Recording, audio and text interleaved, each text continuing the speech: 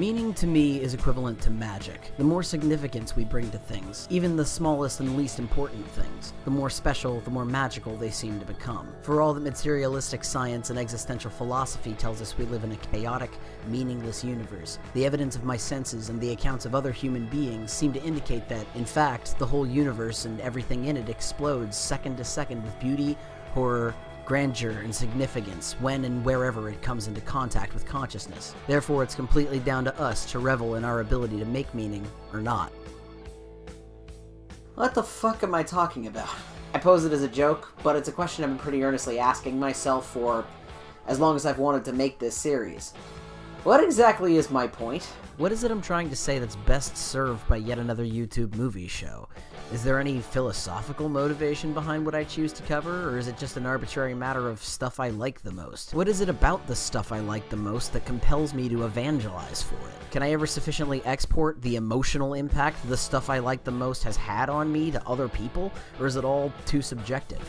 What even is that impact? Does it matter to anyone but me? Does it exist to anyone but me? Does anything exist outside the realm of individual perspective? Is genuine human connection just a ruse we uphold so no one will suspect we were the only ones who got left out of the collective unconscious? Why do I smell pennies? It's okay, it's cool, I'm fine. Just don't spend 3 months totally deprived of human contact if you can help it, alright? 0 out of 10 would not confront waking manifestations of my deepest insecurities again. But really, what even is homemade ray gun? Why do I genuinely want to analyze media and share that analysis with others? And why am I especially drawn to so-called low art and the styles and genres associated with it? The best metaphor I've got is that I'm like a prospector, and I use this show to pan the stream of art for meaning.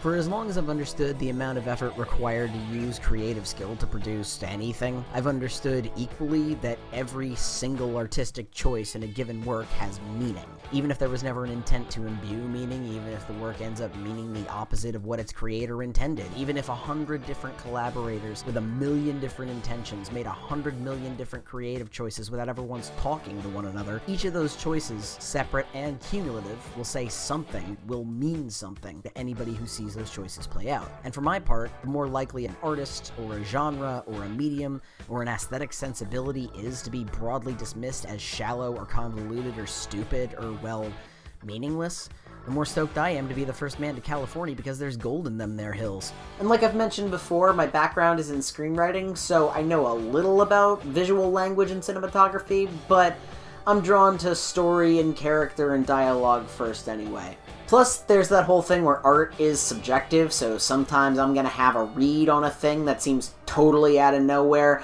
and I'm not trying to imply that the creators necessarily meant to put it there themselves, or trying to rewrite history, or really defend anyone or anything except the right of anybody who consumes a piece of media to make their own personal sandbox of it. I'm just telling you what I saw.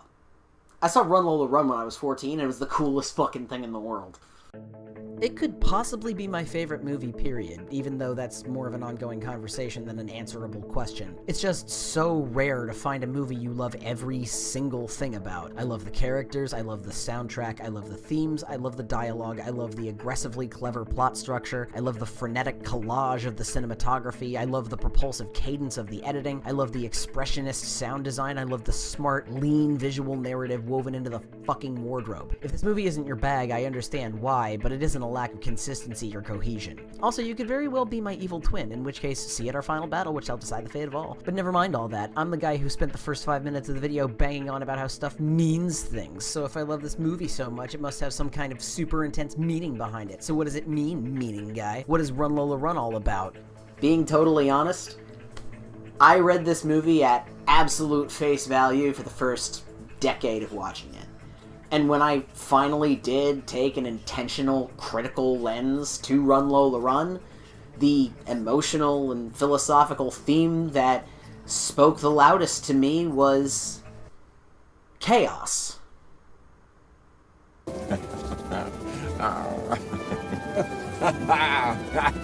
Hi, I'm the Everything Means Something guy, and my favorite movie is about how nothing means anything. Welcome to Jackass! Okay, comic overstatement aside, chaos in this context doesn't just mean random, unbiased disorder, but rather how to psychologically, scientifically, or even spiritually respond to a universe governed by random, unbiased disorder. If this sounds familiar, it's because of the million times you've watched Jurassic Park and heard Bad Math Dad Jeff Goldblum summarize the science side version of this concept. Especially for a mathematician. Chaotician, actually.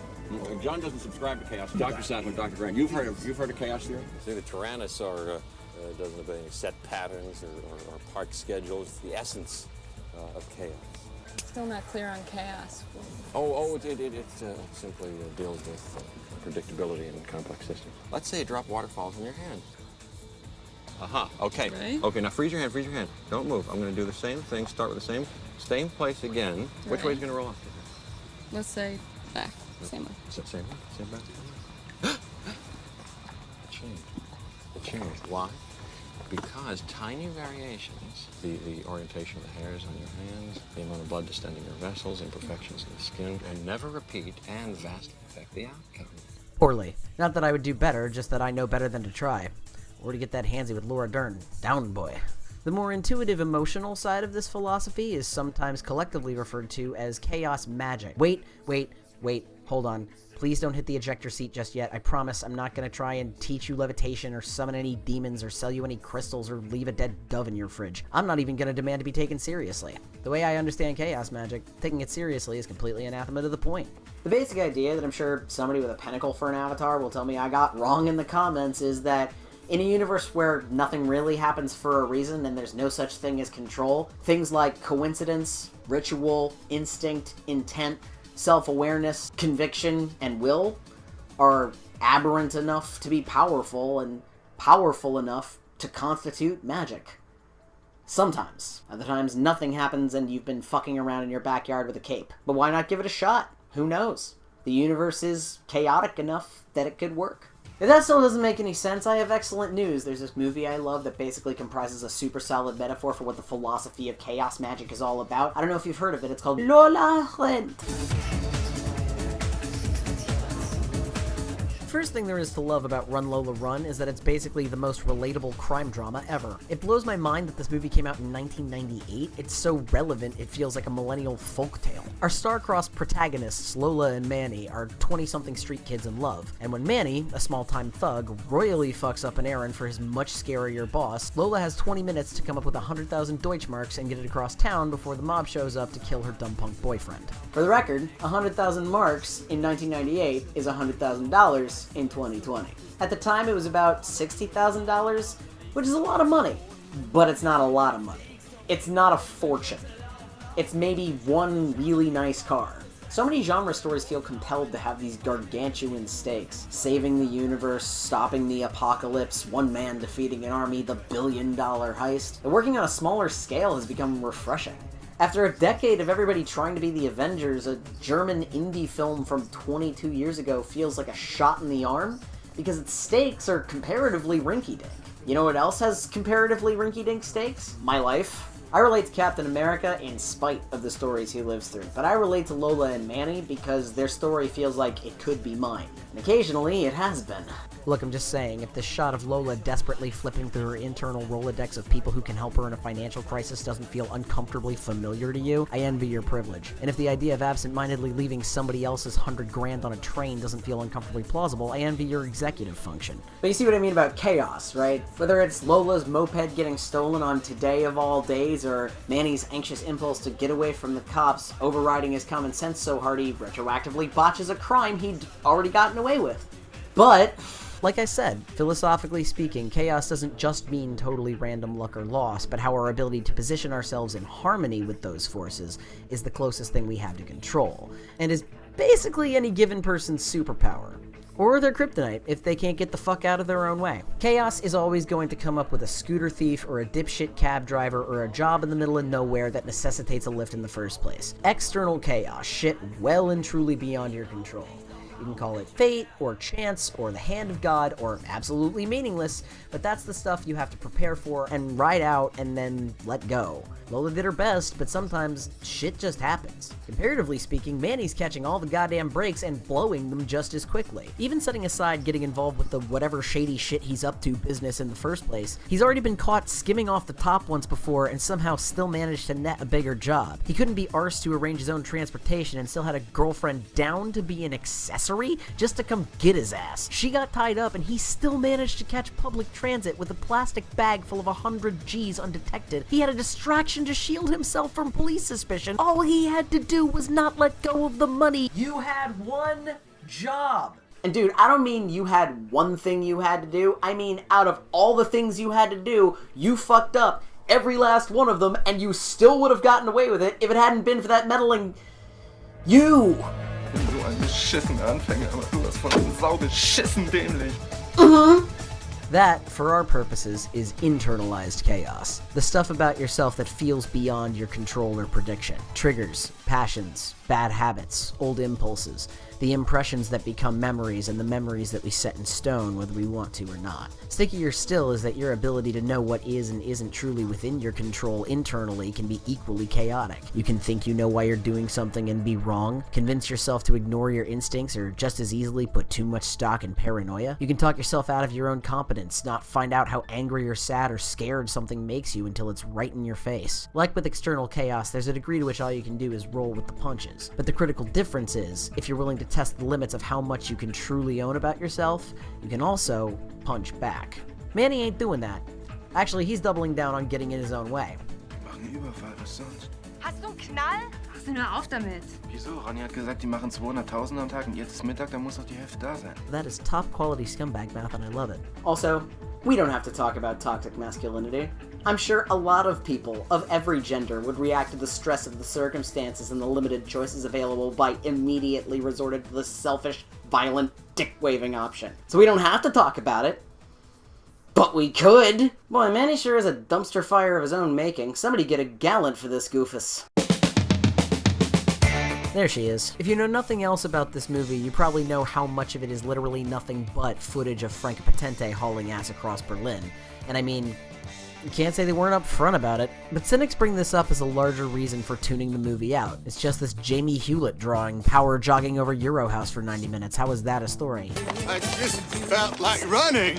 Well, I don't know, Your Honor. Ever play a video game before? It's worth noting that Run Lola Run came out right in the middle of a renaissance for video games, especially regarding that medium's capacity for storytelling. The 16 and 32-bit cartridge format that had first given games the graphical tools to tell stories more intricate than Cross the Street or Void Tennis was, by the late 90s, already being usurped by the power of compact disc! Exploding the range and depth of narrative games could explore. Like, Mega Man was already asking you to make a story at 80% running way back in 1987, which technically already proves my point, but for context, this is an abbreviated list of historically acclaimed video games that came out within 1 year of Run Lola Run.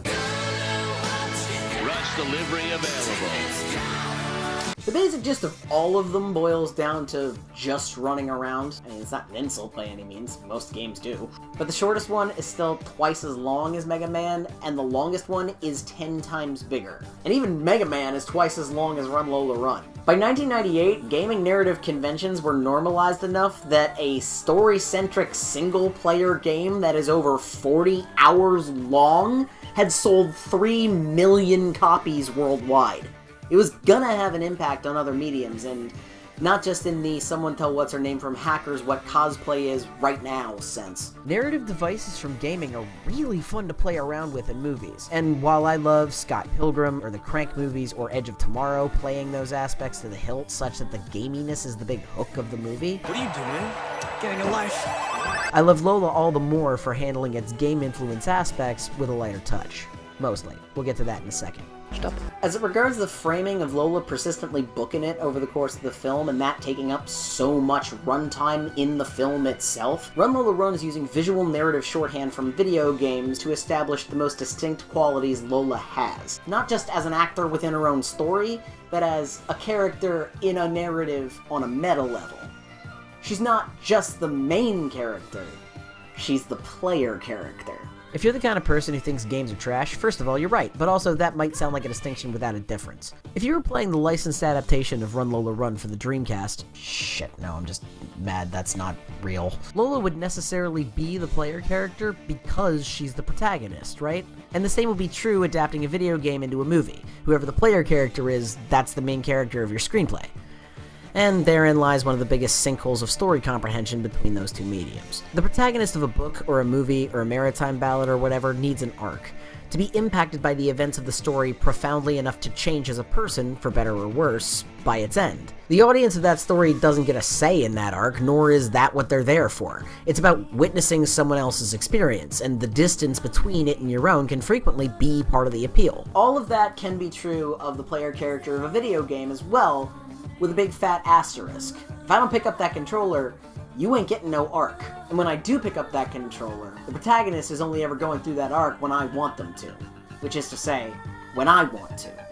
Which is to say, the difference between a player character and a main character is that a player character has to share their arc with the audience. Even over the course of something as expansive as The Witcher 3, regarded as one of the best written games of all time with 3 different story campaigns that took me from Christmas to St. Patrick's Day to get through once, Geralt doesn't really have an arc.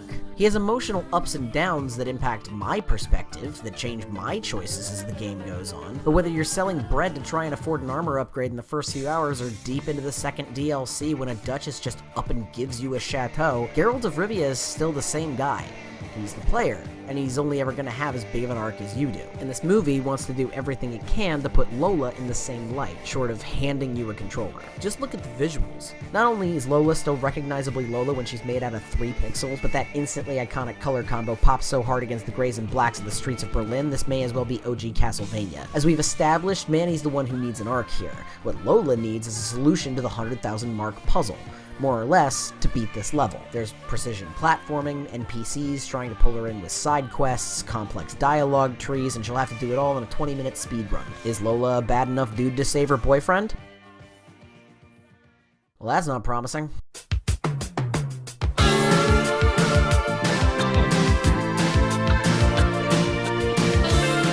But yeah, making your main character's coming-of-age narrative more evocative of Ninja Gaiden than Reality Bites is a stylistic element that's totally in service of the chaos metaphor, too. In case you forgot that this movie is all of my favorite things at once. So the magic parts of chaos magic are grounded in the principles of intent, will, and ritual. The idea is more or less wanting something, devoting the willpower to achieving it, and creating and observing the right rituals to reinforce that willpower. That's all you need to be a wizard. And while the word ritual might immediately evoke goats on altars and backwards Latin, What's gonna happen with him? the MO with pretty much any key concept in chaos magic is to leave it as wide open for interpretation as possible. So, hooded figures having the world's worst cookout under the blood moon? He's gonna eat the goat? Sure, if that floats your boat. I mean, I just work out in the morning. When you scale it down to a level of personal practice, the word magic in context can seem almost tongue-in-cheek. I once heard chaos magic described as the secret with a wallet chain, and well, it's not inaccurate. But the whole practicing ethos of spirituality under chaos is whatever works for you. And that can mean literally anything, because all that really matters is that it works. If framing your self-development as a long-form magic spell ultimately motivates you to grow as a person, if taking equal spiritual solace in David Bowie and Jesus Christ and Batman reinforces your ability to believe in yourself, if saying an incantation while you burn the keepsakes of an ended relationship better helps you to move on, then who fucking cares whether or not it's imaginary? What if it's all real? Grant Morrison,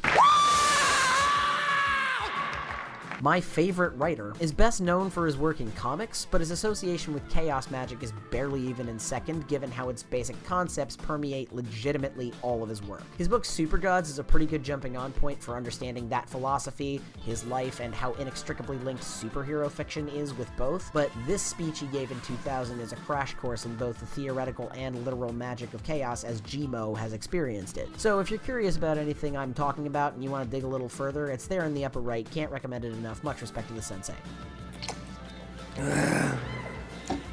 Punk rock, dude. Anyway, Morrison's works don't just echo themes of chaos magic, sometimes the story itself is functioning as a sigil or spell, and working your way through the narrative is the ritual. When I started doing The Invisibles, which is a comic book for people who haven't seen the thing, I thought, how much could you affect reality by writing a comic that mimicked reality but pushed it in weird directions?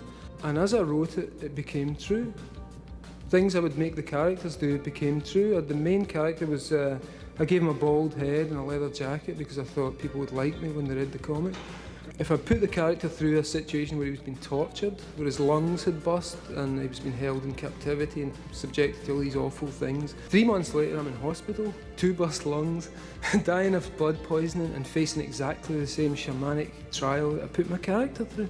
So once I figured out that, I thought, well, the best thing to do is give this guy an easy time. I just split up with my girlfriend. I said, okay, I want a new one, and I want it to look exactly like this chick in the comic.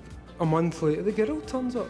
Then another one, then another one, then another one, then another one. All aspects of this character, and I realised, oh fuck, this is insane. Because it works, and I've done something ridiculous. You look at cave art, the first art was done, the first writing was done basically as art. And if someone wanted to make something happen, if you were some like fucked up caveman in a cave somewhere moaning about your dinner, what do? You draw a bison on the wall, stick some spears in it, go out, and the bison dies filled with spears.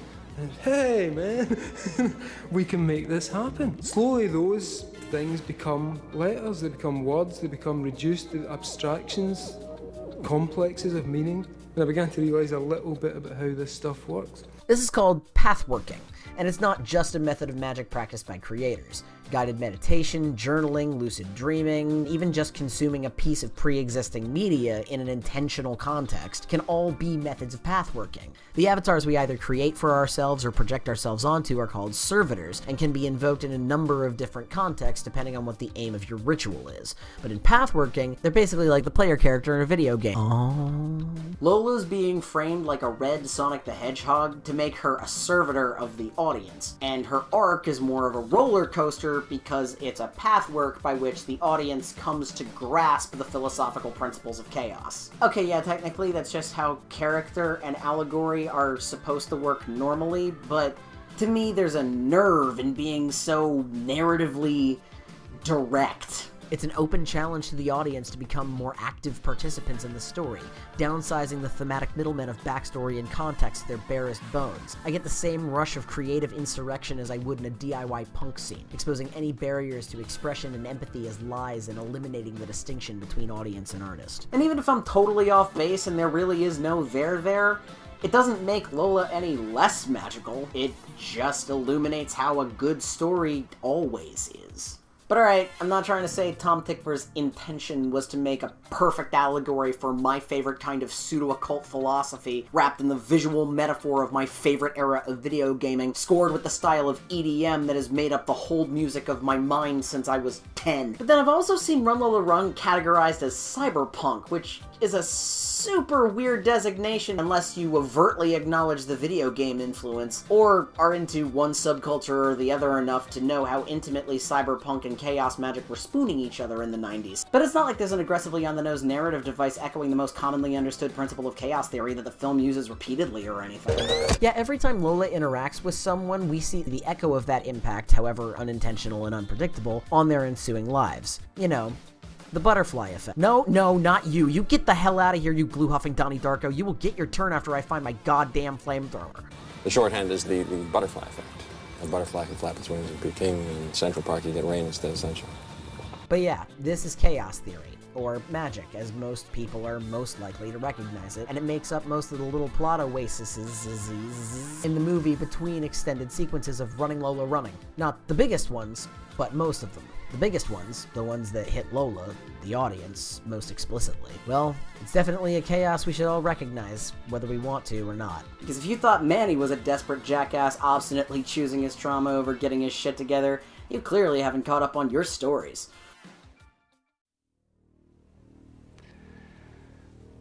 Nachts ist am schlimmsten. Da wache ich auf und kann nicht schlafen. Und dann habe ich Angst.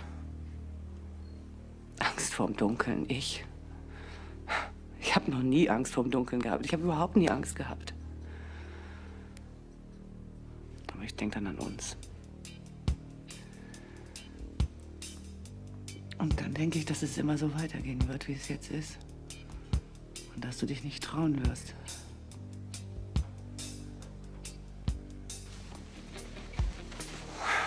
ich mich, was mache ich hier eigentlich?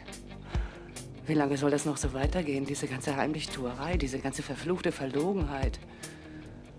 Soll ich darüber alt werden und schlaflose Nächte haben wegen einem Mann, der nicht zu mir stehen will?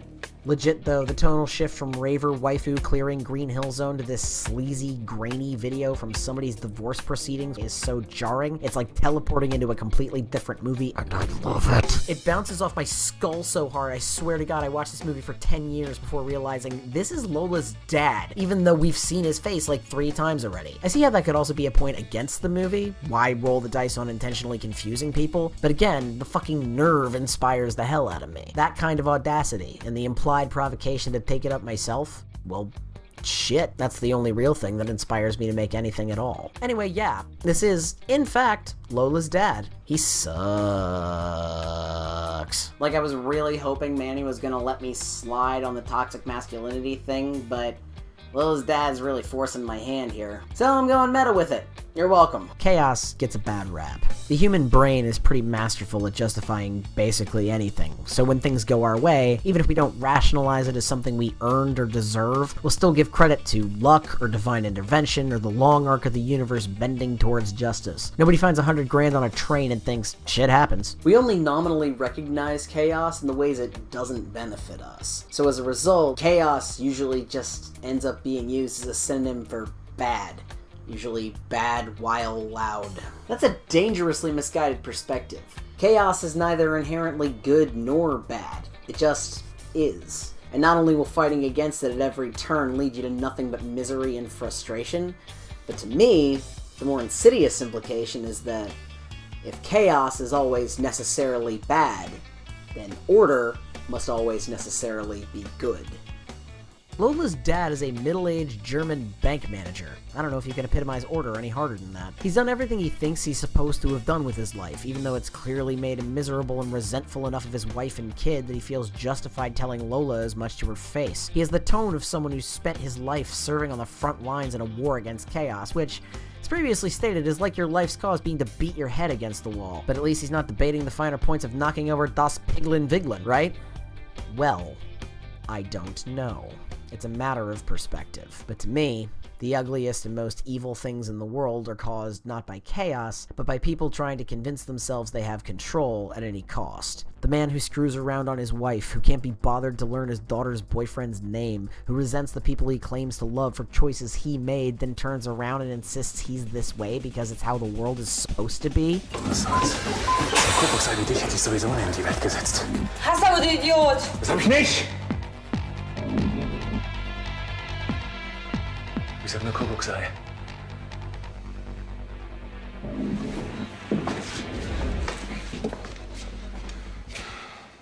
So, jetzt weißt du's. Der Kerl, der dich gezeugt hat, der hat deine Geburt schon gar nicht mehr mitgekriegt. Schmeißt du sie bitte raus? Na los, raus mit ihr!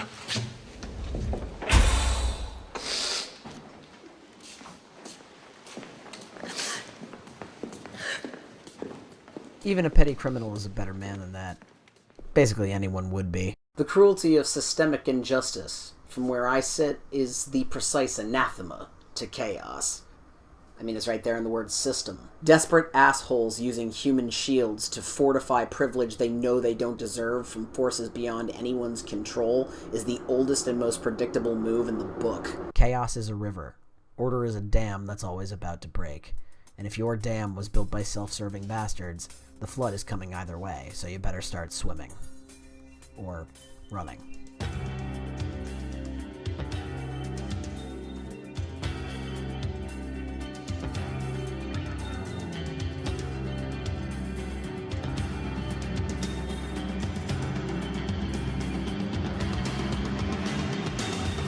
This is Lola's great mistake, and given her role as a servitor, it's about as relatable and unavoidable of a mistake as you get, something that everyone in the audience has almost inevitably done, putting faith in a system, a way of order that, despite all its pretense, has no more power to alter chaos than she does, and losing time in the process. As with the scooter thief and the cab driver, it's nigh impossible to see anything that Lola could have had the forethought to do about it, or anything to do about it now except learn, adapt, shift with the wind so you don't get blown over again, if you're lucky enough to get back up. And as before, Manny just keeps making every worst choice to To get more succinct about exactly what this precious little trash bandit's fucking problem is, it stems from the same issues as Lola's dad. Go fucking figure. But remember what I said about people thinking chaos is inherently bad?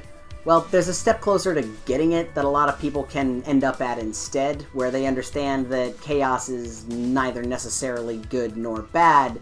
They just think that ambiguity is the same thing as nihilism. And, you know, halfway between right and wrong is still wrong. It's the existential purgatory between faith in an authority and faith in yourself. A state associated with adolescence because it's when most of us enter, but not a lot of us are lucky or self-possessed enough to leave by 18, 21, 29, 32. And if, in the ensuing years, you've somehow forgotten, it is a meat grinder of the soul. If nothing matters anyway, then what the fuck shit up, is not a conclusion I can blame anybody for arriving at. I just draw the line at acting on it. And for as much as this moment is my truest and most immortal image of romance, 98 Bonnie and Clyde! It goes without saying that dragging Lola this far into his terminal vortex of stupid is like example number 8 of Manny thinking chaos is nihilism and making everything infinitely worse in immediately predictable ways. Up, make that 9.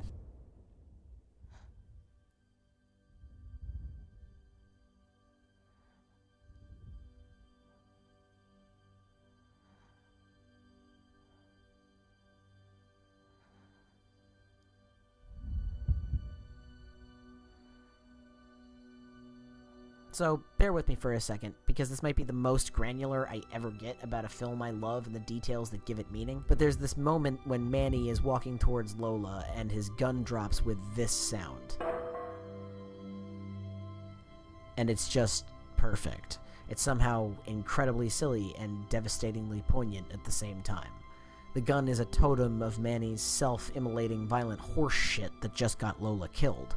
Of course, it sounds like a heavy, hollow toy as it falls out of his hands and onto the ground like the cosmically worthless waste it has always been. Told you we didn't have to talk about toxic masculinity.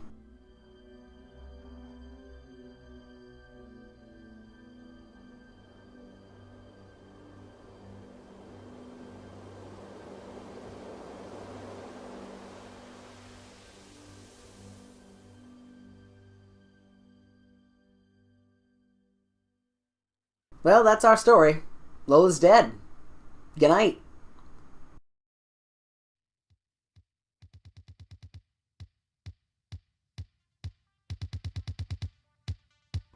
Ich will nicht.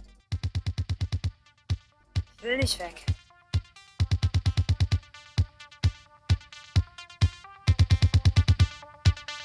Stopp.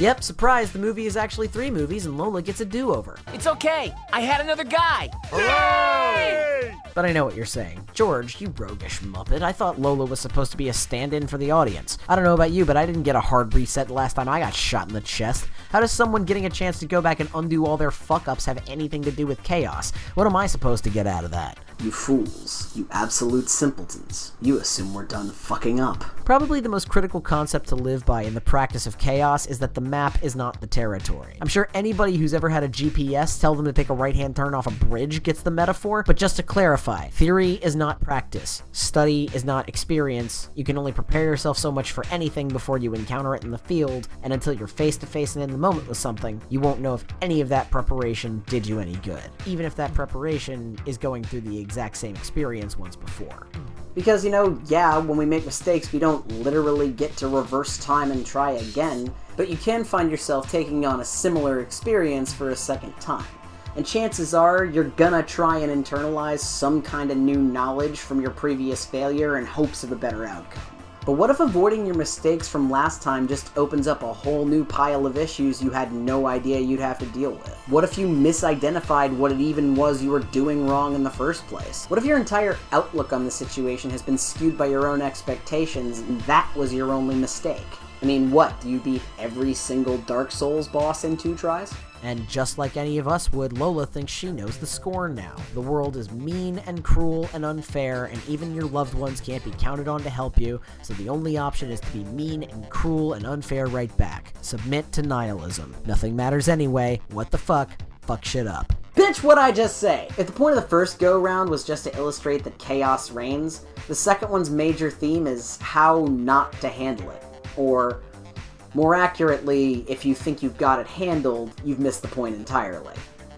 For starters, each of the characters from the Unzen flash-forwards have their previous fortunes reversed. The alcoholic mom wins the lottery, the bike thief ODs, Frau Jaeger ends up in a heartwarming relationship with adorable peg boy Wilhelm Heta. I was ready to say everybody ends up worse, but that wouldn't be very chaotic, now would it? On Lola's end, though, it's deja vu all over again. It's another gripe I've heard from the film's detractors. Not only is almost the whole movie just running, but it's the same movie about just running 3 times in a row. First of all, it's not, and if you weren't seeing that the plot and purpose of Run Lola Run exists entirely in the contrast between each of Lola's runs, it's because you're choosing not to. Second, at least as it relates to this, Lola's first attempt at saving Manny with a map for this territory, her doing all the exact same shit over again is the point.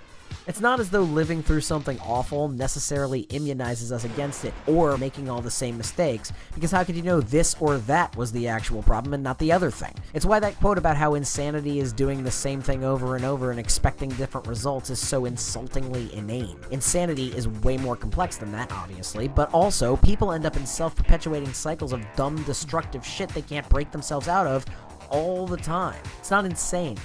It's just human. Nobody knows what they're doing. We all repeat our mistakes. Sag, du willst dein Kind mit mir?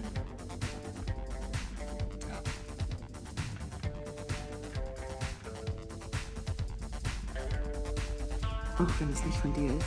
Haha, even Lola's dad. He who laughs last, you philandering prick. How's it feel to foot the bill for your own cucking twice in a row? I mean, not that one straight white man getting his just desserts helps anything at all. Ultimately, the long arc of the moral universe bending towards justice in 250 will get you on the bus, and Lola needs a lot more than 250. Yes! Big mood. So hey Lola, fuck your shitty dad and his shitty bank, yeah? Oh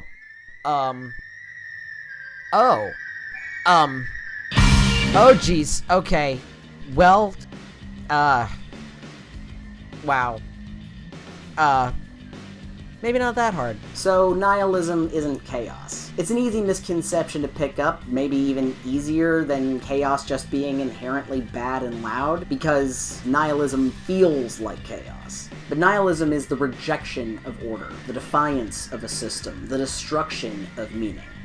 Chaos is just its wholly unpredictable presence or absence. To truly embrace chaos means to accept order for exactly what it is. A fragile, flawed, subjective game made up by fragile, flawed, subjective humans. Chaos philosophy isn't refusing to play, it's just openly acknowledging that no living entity or force of nature is ever truly obligated to follow the rules. Chaos magic is not just the power to defy those rules. It's the power to choose moment to moment what rules to play by, tempered by the wisdom to see and play your larger game.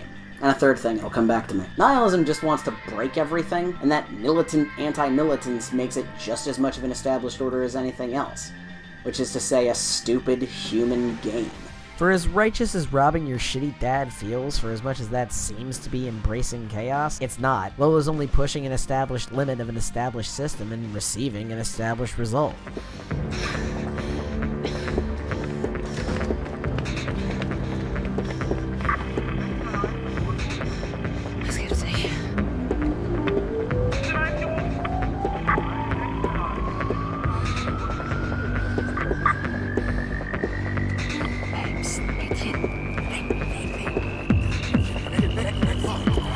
Right down to the established assumption that small girl Lola couldn't possibly be a big, scary bank robber, allowing her to get away with the money like some kind of white person.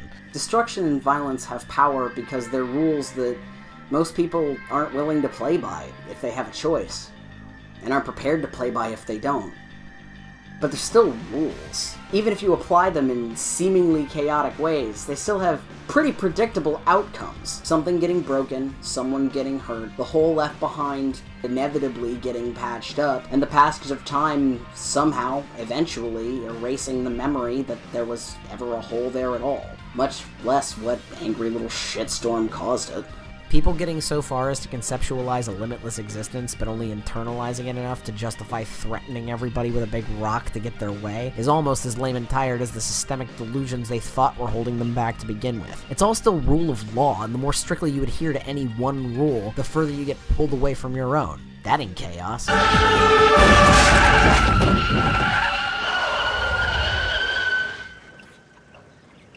Now that's chaos. And where Manny's gun hit the ground with a clumsy, embarrassing clang, the money falls with a resounding nothing. It is nothing. This extensive sum of money that not 10 minutes earlier you threatened your dad at gunpoint for. The movie's central conflict, the only aim of every struggle we've been through thus far, is immediately worthless. So if order can't save you, if violence can't save you, if money can't save you, then what can? If we have no control, no certainty, even of our own capacity to understand our circumstances, why should we keep holding on? What is it all actually for? Money?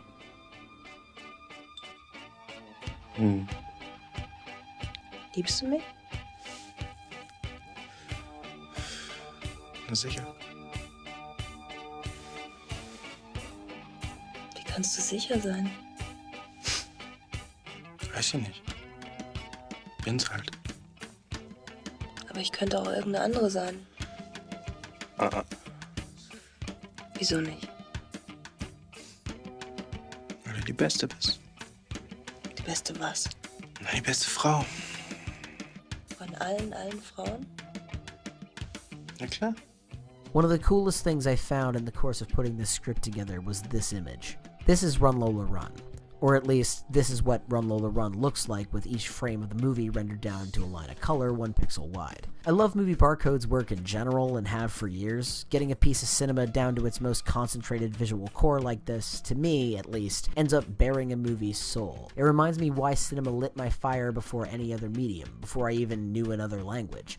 Because color and light have always told their own stories, for centuries longer than there have even been words. And if you're looking at the Pantone poem of Run Lola Run, it's kind of staggering how clearly you can chart the plot by shade. Here are the parts where she's running. No, okay. Here are the parts where she's running. Here are the parts in the bank. You can even see the unzens and animated sequences when you zoom in. It's hand in hand with the video game thing. This movie is made out of shorthand from whole cloth in the same way old school games used to be, where a block of color was all the designers had to communicate a given concept. And the most distinct blocks here, these big red swatches between each of the runs on Berlin, this is where Manny's arc lives. Between each of their deaths and the following respawn, the film withdraws to a conversation between Lola and Manny in bed, and these interludes comprise the film's raw, red, beating heart. Is this an exchange they had in the past?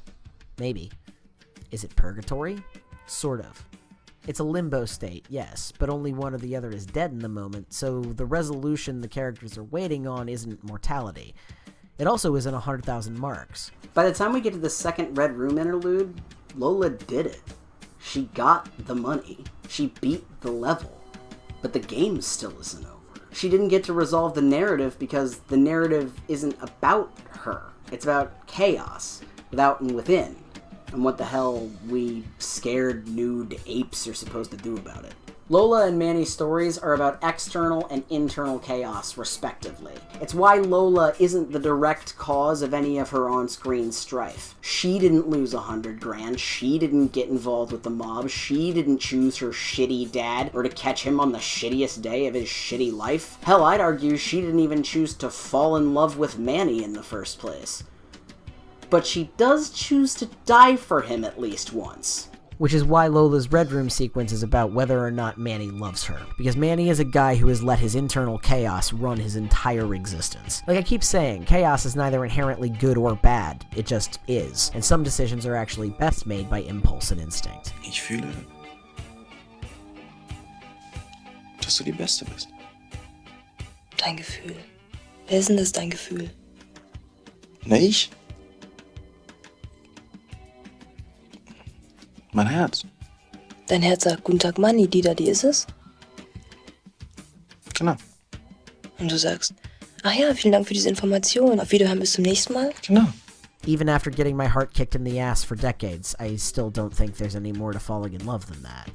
Love is chaos. I mean, chaos isn't everything, of course, but the sheer random chance that two particular people with the capacity to see the beauty in each other get to meet at all is the living incarnation of it. But relationships, then, are the structures that we build to try and maintain an inherently wild and untamable thing. And if one half of that relationship is the wild and untamable thing, well, you probably aren't going to get shot for it, but you might want to know for sure if you're willing to before it comes up. Ich muss mich gerade entscheiden, glaube ich. Don't get killed for him. This entire fiasco is entirely his fault and as deeply stupid as he is. This is a man who had his criminal exploits foiled by object permanence and thought robbing a supermarket in broad daylight with no mask would help. Run, Lola. Run. I mean, man, he's such a servant to his own learned helplessness. You have to hit him with a truck to snap him out of it. Which is why Manny's Red Room sequence is all about what would happen to Lola if he died. Because he knows that even if he doesn't get her killed, he will someday, somehow, burn at the stake in a dumpster fire of his own making if he keeps living his life like a pinball. And because maybe he's never given enough of a shit about himself for that lame-ass terminus to matter, or even stop seeming cool in that delusional teenage street punk samurai way. But he does love Lola enough to... Ich weiß es. Würdest du mich vergessen? Nee.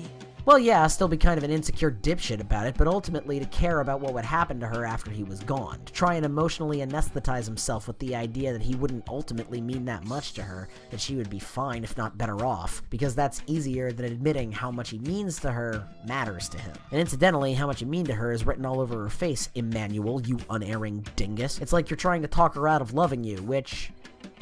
Okay, I see the good you think you're doing, but it's still the choice of a weenus too scared to stand up to himself. It's probably a matter of personal taste, but I fucking hate the Shane ending. You know the bit where the terminally macho character gets the duck out of his stop self-emulating and grow the fuck up arc early by self-emulating again, but since he says it's to better everybody else and eats dirt before he gets called out on it, it's supposed to count as him having improved at all? Go! It's better this way. Oh, I'm sure it is, you grizzled fucking toddlers. That's why they call it the easy way out. Whether you're throwing yourself on a grenade, shooting up, or sucking on a tailpipe, suicide is suicide. And I've known a lot of people, not entirely men, just almost entirely men, who would never self-identify as depressed or suicidal, certainly not openly to people, but also they kind of don't have to because they live suicidally. There can be this delusion of numbness that comes with deep depression. Only being able to feel sad, but incapable of rationalizing that sadness, refusing to recognize it at all, instead choosing to characterize it as feeling nothing. And rather than resorting to more evident or effective means of self-harm, which might feel too dramatic or carry too big of an immediate consequence, these people deal, or don't, by throwing themselves headlong like a rag doll into the winds of chaos. Nothing matters anyway. What the fuck? Fuck me up. It's a perfect, self-sustaining, self-hate engine. You can simultaneously have zero agency over your life and blame yourself for everything that goes wrong, which is why you shouldn't have any agency, because you deserve whatever shit show you land in by random chance. If the universe eats me alive, it's not because everyone's always hungry and I serve myself up on a plate. It's because I don't have any greater value than to be destroyed. Nothing matters anyway, especially not me. Don't ask me how I know all that. When you can't bring yourself to let anyone, maybe even you, know that you're sad or afraid or lonely or insecure or any of the other gay emotions, the only coping tool you leave yourself is anger. And forcing yourself to cram all those other emotions through the anger pipe just in and of itself will make you more angry. Then the anger you were already feeling is justified and amplified, and lather, rinse, repeat. Your depression is now also a rage problem that scares the shit out of anyone you get close to, which makes you more depressed, which makes you more angry, which scares away more people, and goddammit, when all you wanted was to be less lonely and now everyone thinks you're an asshole, it can absolutely feel like dying that others might live is the only way to prove you ever deserve to be loved. Or you could have just told somebody you were sad, dickhead. I hate the Shane ending because it reinforces society's willingness to give men a medal for staying emotionally immature. I hate it because it reinforces two men that their hearts are worth less than their corpses. I hate it because it's not a fucking character arc, it's a character U-turn. It tells the audience that some people are just beyond saving, and the best those poor fuckers can hope for is that humanity will find a useful purpose for their dysfunction, or if not, at least their death. And I think out of everything I love about Run, Lola Run, this is what makes it my favorite movie. Because right in the middle of this metaphysical, atemporal Crash Bandicoot pastiche is my favorite love story. Don't misunderstand me, I'm a sucker for the classics, but romance is almost inevitably written as escapist fantasy for straight women. There's nothing wrong with that, it's just how the hell is a guy with social anxiety and a muffin top supposed to ever live up to this, or this, or this, or this, or this? I mean, I've tried. Weird thing about growing up a girl before they let me be a boy, I got a big enough dose of the female gaze that I can't even pretend that's not where my transition goals come from. And one day, my metamorphosis into the one with the goatee from every boy band will be complete. But you never get to see Jack Dawson stub his toe and call the coffee table a cunt 5 times. You never see Buttercup holding Wesley's ponytail back while he power vomits after too many BLs. You never see Mr. Darcy in sweatpants with a boner. It's not hard to figure out why these men are worthy of love. They're perfect. When Cameron Crowe was writing Say Anything, he said he felt like there was an overabundance of love stories where some incredible man swoops in to save an ordinary girl with the power of his dick. I'm paraquoting. Instead, he wanted a story where the girl had everything going for her and the guy was nothing special. I have to imagine that's the reason why Say Anything is a romance that even the most uptight straight guys I've known still have affection for. I don't know if I can save you from the Nazis, or defy my own mortality, or ever have abs like that, but this... I can do this. But I don't know, Lloyd Dobler's still pretty fucking perfect. I mean, I have no problem falling in love with him. Give me my Firebird key! You must chill! Nah, you can't just slap a Clash t-shirt on a sweet, funny, charismatic, skinny guy and tell me he's got my flaws. Show me a train wreck and tell me he's worth saving. There he is. The audience's suspended disbelief that Lola is still putting up with Manny's shit should have crashed so hard you could see the crater from space by now. That's a perfectly valid read on their relationship. Yet another hetero couple comprising a man-child determined to blow himself up and his long-suffering babysitter/girlfriend undergoing such Herculean challenges to save him from himself, her deserving way better, is criminally self-evident. But you know, either way it goes, I've heard that story way too often too.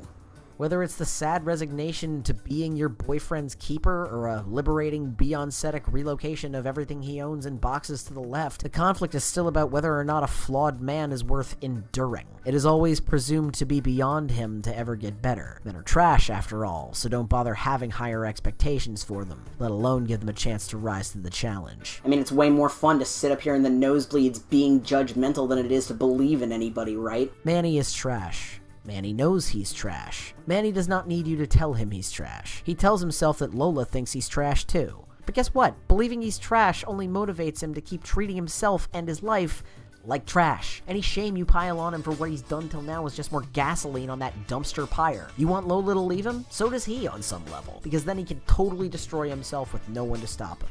And I know a few people who'd think, good. One less violent moron in the world. Manny totally agrees with you. But Lola doesn't. And sometimes that's the only evidence you've got against throwing yourself into oblivion, that at least one person unquestionably wants you around, even when it's a pain in their ass, even at your most busted and backwards and flailing. It's the smallest thing in the world, but when they're being honest and you're being receptive, it can be the atomic collision that unleashes your inner universe. Because if someone that beautiful, cool, brave, smart, strong, kind, incredible believes in you, then maybe you should too. That's love. And it's worth living for. Manni. Was? Du bist aber nicht gestorben. I think we should do the mega happy ending. Oh, the mega happy ending, that's doable.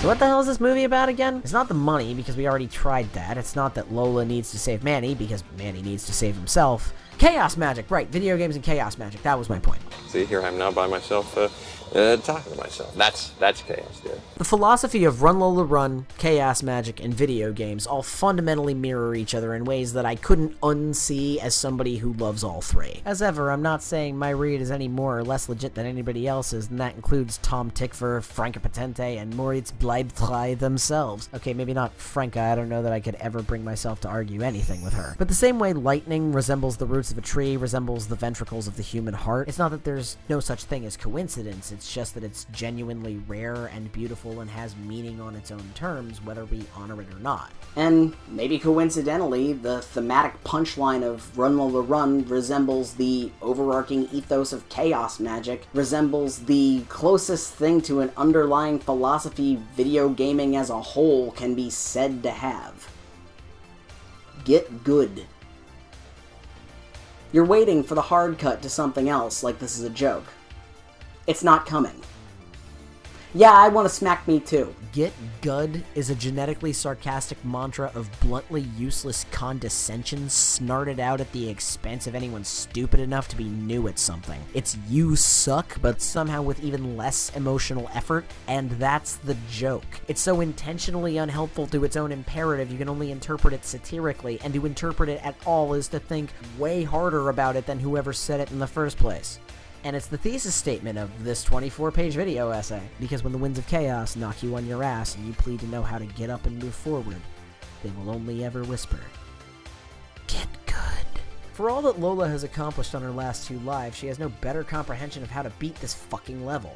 What she does have is perspective, determination, instinct, intent, will. Faith enough in herself to let the winds blow her where she needs to be when she needs to be there. In fact, everybody's timing in this last stretch of the film is synced up, revealing a network of immediate interpersonal impact that nobody could have seen from the fragmented blur of each previous run. Least of all Lola, a little preoccupied. But that's the point of the video, of the movie, of chaos philosophy, of video games at their best, of stories and art and self-expression in general at its best, of love, of human progress, of everything. We can't possibly see outside of ourselves far enough to find all the answers on our own, nor can we ask other people to pretend like they can on our behalf. But neither can we see far outside enough of ourselves to rule out anywhere near as many possibilities as we do. Maybe I am just fucking around in my backyard with a cape. But fuck it, what if it is all real? I have as much evidence of one as I do of the other, so if either might work, why not be open to both? When you don't have an answer, the answer could be anything. Lesson number 1, chaos reigns. Lesson number 2, the map is not the territory.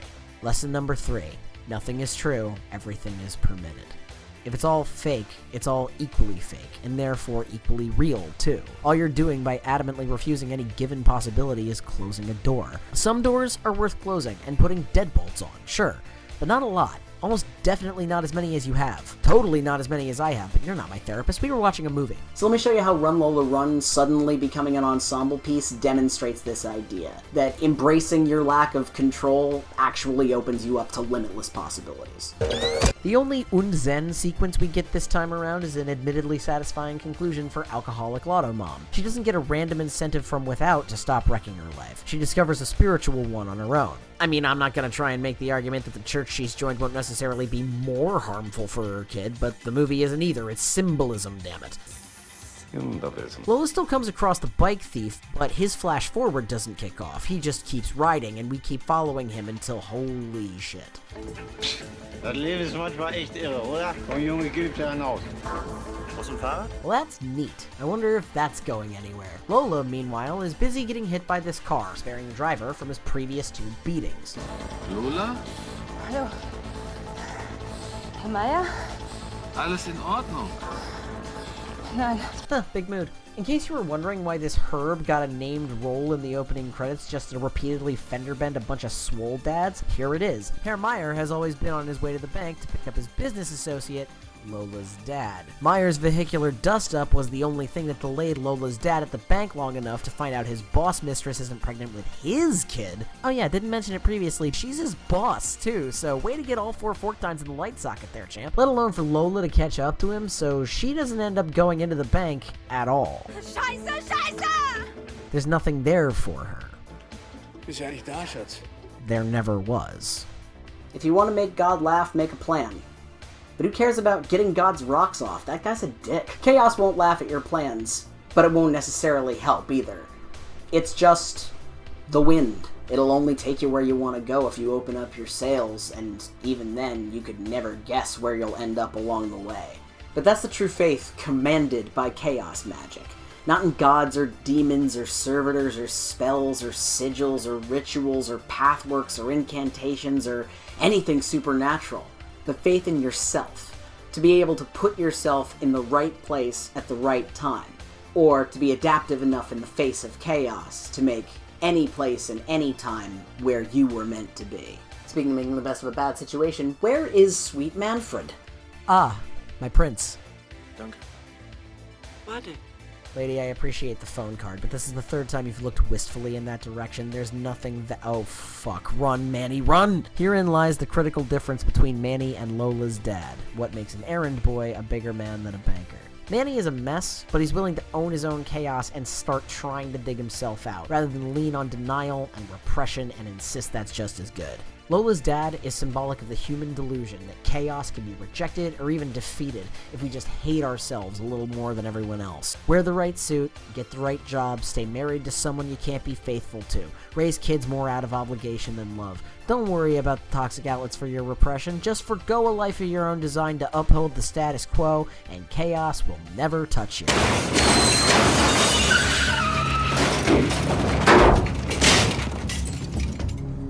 Oh. Never mind. Sucks for Meyer and that moped guy, though. They ain't symbolic of shit.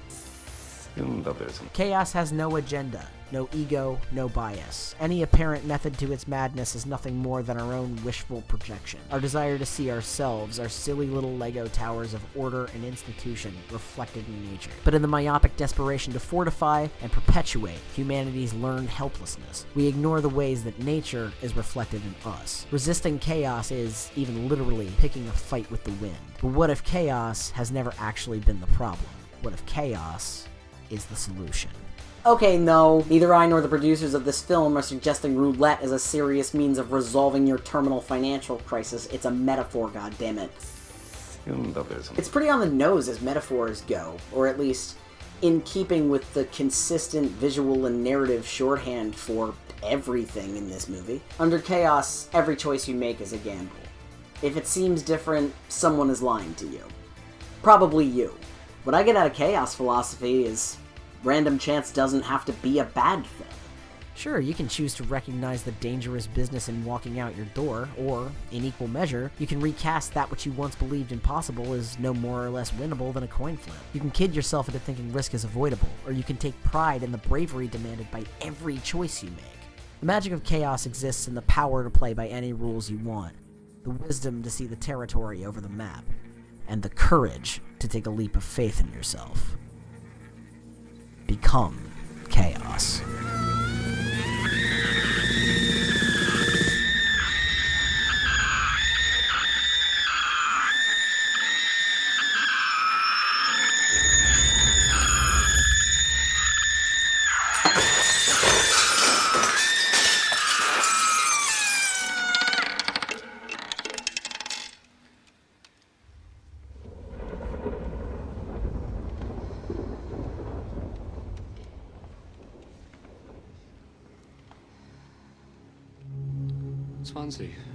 Schwarz. Perpass.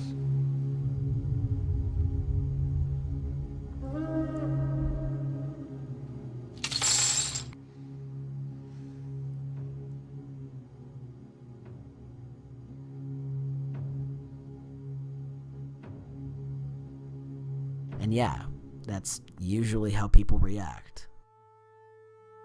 Der Mensch. Die wohl geheimnisvollste Spezies unseres Planeten. Ein Mysterium offener Fragen. Wer sind wir? Woher kommen wir? Wohin gehen wir? Woher wissen wir, was wir zu wissen glauben? Wieso glauben wir überhaupt etwas? Unzählige Fragen, die nach einer Antwort suchen. Einer Antwort, die wieder eine neue Frage aufwerfen wird. Und die nächste Antwort wieder die nächste Frage und so weiter und so weiter. Doch ist es am Ende nicht immer wieder die gleiche Frage. Und immer wieder die gleiche Antwort. Ball ist rund. Spiel dauert 90 Minuten. So viel ist schon mal klar. Alles andere ist Theorie. Räum ab. Throughout this piece, I've consciously hedged my bets on saying Run Lola Run is about chaos magic outright. Despite enough evidence to constitute an hour-long video thesis and the driving fascination to actually write, shoot, and edit the motherfucker over the course of 9 months, it still seems like such a long shot to me that any of the creative voices behind this movie would have had any idea what I was talking about all the way back in 1997. The movie I've been describing to you is my personal interpretation of Run Lola Run, and there's very little chance that this is its original, intended, true meaning. Nothing is true, everything is permitted. You can use video gamey visual language to make it more evident, but at the end of the day, all media is interactive. When you experience and internalize a film, book, record, painting, meal, comic, game, ride, building, park, performance, any kind of art, you impulsively contribute and project meaning, and there's nothing the creators can do to stop you. The only creative distinction between a work's author and the audience is the sweat put into seeing your particular meaning in it. But like casting sigils, once the intent is out there and you've put yourself in the best possible position to succeed, it's out of your hands. It's my movie now. Even if the movie you made for me isn't the movie that you made for you, even if I'm the only person who ever actually sees my version of your movie, it's still real. You still made it. And I'm really happy you did. Whether or not it was his intention, Tom Tykwer made my favorite movie, und then I stayed captivated enough by film for the next 15 years to still want to make stuff. Nobody knows what they're doing. The cool thing about chaos is, sometimes that's a positive. Tying yourself to the mass of what you think you want is still going to war with the wind. Believe in yourself and honor your dreams, and you will end up where you're meant to be, even if it isn't where you expected. Was willst du denn? Yeah, I didn't recognize him the first 100 times I watched this either. In a movie defined by forward momentum, we actually hold still for a second, and Lola gets a chance to do that thing we've been yelling at Manny for this whole time. Own her chaos. Not being able to control everything doesn't mean you can't control anything. In fact, it makes taking control anywhere you can find it that much more important. The vast majority of what little control anybody has is over themselves. Manny needed to apply more willpower to his intentions, live with chaos, not under it. More or less to get a fucking grip. And to his credit, he's starting to. On his own inevitable dumb fuck terms, of course. If you want me to tell you how the fuck Manny doesn't get shot, the best I got for you is that that's not really what his story is about. It's about taking agency over himself and having faith in his ability to get himself out of a jam on his own. His instincts are telling him to give a loaded gun to somebody he just took $100 grand from and then walk away. And this is maybe the only conceivable context in which you shouldn't try to talk him out of it. The important thing is he's trying. You sure you don't want to take the clip out first? Not even gonna pop the round in the chamber. Nothing. Okay, fine, cool, Chaos Reigns, I got it. Glad for Boy, he did a arc. And there was much rejoicing. What's infinitely more difficult, and most times impossible, is control outside of yourself. You don't have control over other people, or the literal or psychological environments that we all live in. None of us can really see the long arc of the universe, or, if we're being critically honest, the long arc of anything. Even with strong wisdom and goodwill backing up your intentions, Well, we all know what the road to hell is made out of. Every time Lola has met this guy, the security guard at the bank, the one who spells out the movie's biggest point, my biggest point, even before the title drop, the vaguely omnipotent moral steward of the whole film, she sent him into cardiac arrest. Every time she's passed that ambulance, he's been in there dying, and it's Lola's fault. We all make mistakes, and often, without us even realizing it, somebody else pays the price for our short-sightedness, our inability to step back and see anything but the story we're the protagonist of. And given we don't have the chance to hard reset every time we screw things up, it can feel like control is lost to time. But control over your past is just called responsibility. You don't need to change yesterday. Just do what you can to make things better right now. Time is nothing in the face of chaos. Care after everyone you can, even the people you don't think you know, even the people who haven't gotten out of their own way yet, even yourself. Honor your instincts and your intentions enough to reconcile them with nature, to see life in the least structured terms, and recognize infinitely more adventure than catastrophe.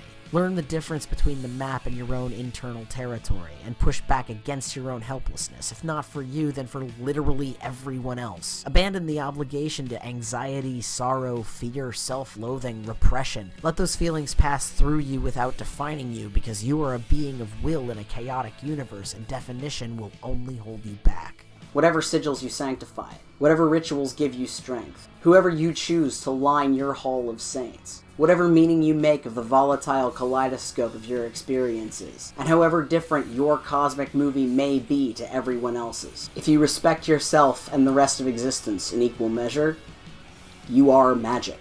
When we can ride the chaos without like a wave, and for the chaos within like a river, every moment is another chance to reset, restart, live again, do better, find our mega happy ending. When we can take on life, love, and art as it comes, time isn't after us. Was ist denn da drin? Same as it ever was.